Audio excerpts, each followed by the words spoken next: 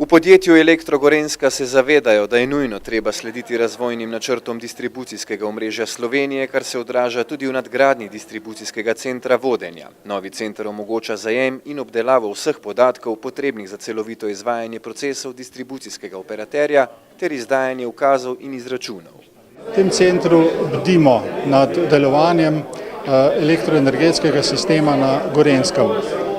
Tukaj je stičišče vseh informacij z terena, tako naprav, stikalnih naprav, kot tudi odzivi odjemalcev se tukaj srečujejo. Če je kaj narobe, okvare, vse se registrira tukaj, kar nižje daljinsko vodenih oziroma spremljanih okvar, jih pa dobimo še ustno strani odjemalcev.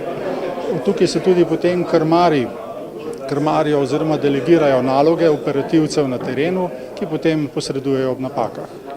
Nov distribucijski center vodenja na sedežu Elektra Gorenjska so skupaj s slovenskim izvajalcem GDP gradili skoraj 3 leta. Za nakup potrebne opreme in njeno vzpostavitev so odšteli 1,2 milijona evrov, center pa uspešno obratuje od 21. marca letos.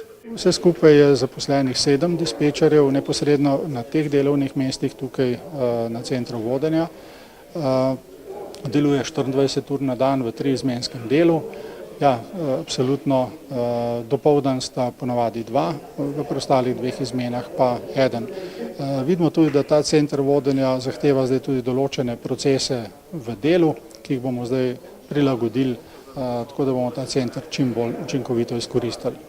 Odprtja distribucijskega centra vodenja se je udeležila tudi Evropska komisarka za mobilnost in promet, magistrica Violeta Bulc. Med drugim je poudarila, da je ena od prednostnih nalog Evropske komisije vzpostavitev trdne Evropske energetske unije s trajnostno naravnano podnebno politiko. Energetika Evropske unije v tem trenutku še vedno zadovoljuje potrebe, ki jih Evropska unija ima, vendar nismo zadovoljni za samo strukturo. Zato smo si zelo jasno v tej komisiji postavili 2 cilja. Prvi je, da je potrebno doseči večjo neodvisnost energetske Evropske unije, kar pomeni, da iščemo alternativne vire in pri tem smo seveda zavezani čim bolj obnovljivim virom. In drugo, kar je zelo pomembno, da imamo različne vire, se pravi, da ne dobivamo samo po eni poti, ampak da imamo razporejene poti, po katerih dobivamo energijo.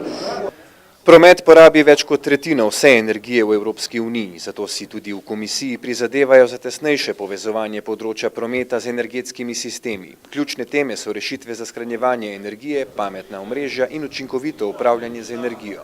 Kot vidimo, se vse bolj povezujejo vsi infrastrukturni ponudniki, tako energetika kot telekomunikacija in pa promet, predvsem zaradi tega, ker smo v ponujanju storitev za trg vse bolj povezani in drug od drugega odvisni. In zaradi tega je seveda pomembno, da bomo začeli v prihodnje vse bolj skupno planirati in da bomo tudi iskali nove tehnologije, ki bodo predvsem na upravljanju prometa in na vzpodbujanju razvoja storitev z dodano vrednostjo. In zaradi tega sem tudi pozvala, da se tudi predstavniki evropskih infrastrukturnih podjetij vse bolj vključujejo na evropskem nivoju, kjer se seveda definirajo strategije razvoja in potem tudi zagotavljajo področje, v katere potem investiramo, investicijski denar. In kot sem rekla, Slovenija je Evropska unija in zato vse vabim, da smo veliko bolj aktivno prisotni pri soustvarjanju te Evropske unije.